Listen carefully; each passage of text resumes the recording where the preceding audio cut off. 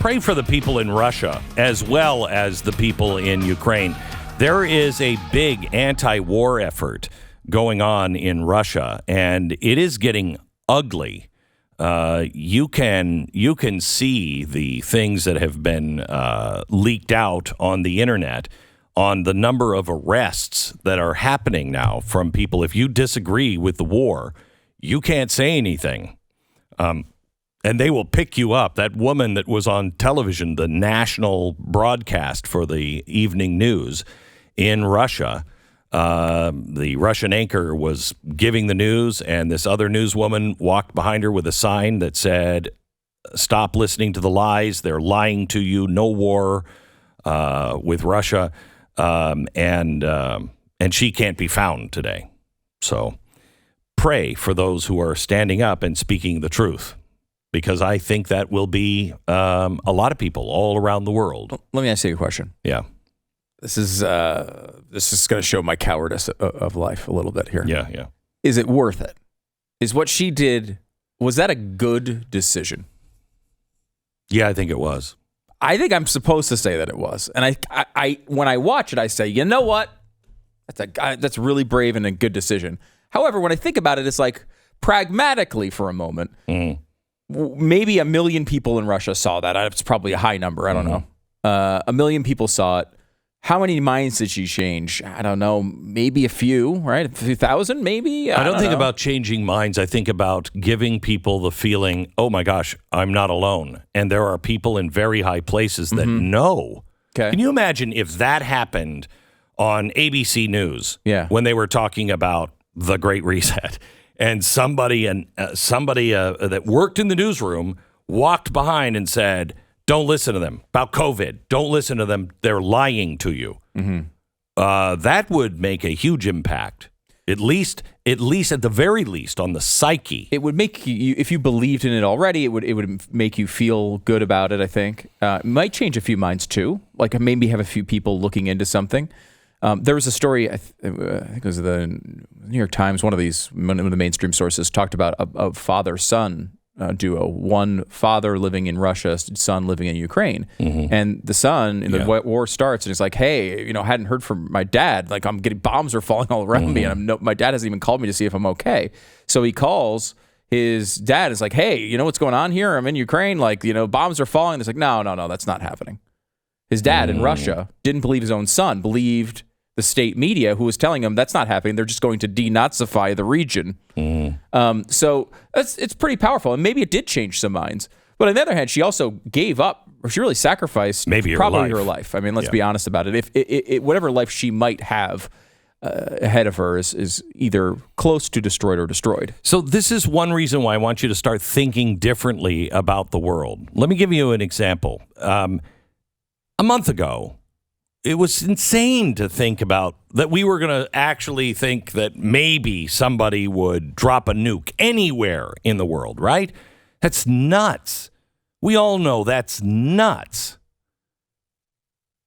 But you have to know who you're playing against. And right now, the world is a little nuts. Let me take you back to October 1969. 6 American B-52 bombers, each loaded with a nuclear bomb, flew over Alaska toward the Russian border. Most people don't know this. President Nixon ordered the mission. He had been in office less than 9 months, 7 years after barely avoiding a nuclear war with a Cuban missile crisis. He decides to order missiles on B-52s to start flying towards Moscow. So we didn't start the Cuban Missile Crisis, but this one we did. So remember, Nixon was the vice president under Eisenhower, and the Cold War was at full tilt in the 1950s. And we kept each other in check by what was called MAD, mutually assured destruction. You could destroy each other, so why would anybody do it? However, all of this theory depended on a country's ability to strike back within minutes of being fired upon. Otherwise, your missiles would be crippled and you couldn't retaliate. That's where the nuclear football comes in.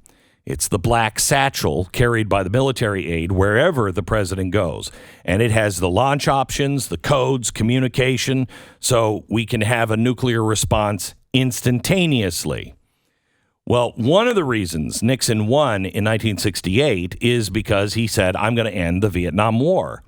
But after he took office, negotiations with the communist North Vietnamese stalled, and he needed something that would start the peace talks again. So Henry Kissinger and President Nixon hatched an idea, very risky plan. They would make the Soviet Union think that Nixon was on the verge of using nuclear weapons to end the war in Vietnam. And that, hopefully, would cause the Soviets to say, North Vietnam, you got to go back to the table. Nixon told his chief of staff, quote, I want the North Vietnamese to believe that I've reached the point that I might do anything to stop the war. We'll just slip the word to them that, for God's sake, Nixon is obsessed about communism. We can't restrain him when he's angry, and he has his hand on the nuclear button, end quote.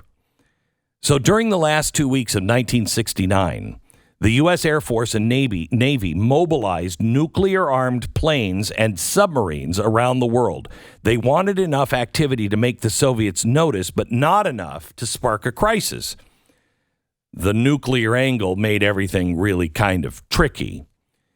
So after a few days of U.S. readiness exercises, the Soviet ambassador requested a meeting with President Nixon, and Nixon put on his best poker face, and he told the ambassador that he was serious about this.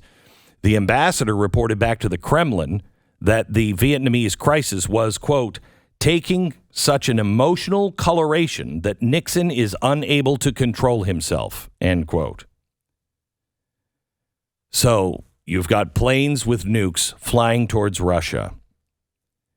The ambassador tells the Russians, the Soviets don't pressure the Vietnamese. He raised the stakes, ordered nuclear-armed flights, 6 B-52 bombers over Alaska. They reported the flights for 3 days. On the third day of flyovers, the Soviet ambassador sent an urgent message to Moscow saying he wasn't so sure that Nixon wouldn't pull the trigger. But the Russians thought differently. They thought, he's not going to do it. This is a bluff. He won't do it. Nixon was looking at this as a winnable bluff, a winnable chess match. But there's a couple of things to look at here and learn from history. We said we were going to send planes to Poland. Then, for some strange reason, we said no. Every time we say there's a red line in the sand and we don't do it, they learn something about us. But there's something else that we should learn from. There is zero margin of error when it comes to nuclear weapons. In the last few days of the Nixon presidency, he was depressed and he was drunk a lot of the time. And there was concern at the time that his irrational thinking at the time, he might just do a nuclear launch. Does anybody have the same concerns about Putin if the Ukrainian war drags on? Does anybody have that? Nixon's defense secretary said if Nixon gave any nuclear launch order, military commanders had to check with the defense secretary or Kissinger before proceeding. You heard that one before?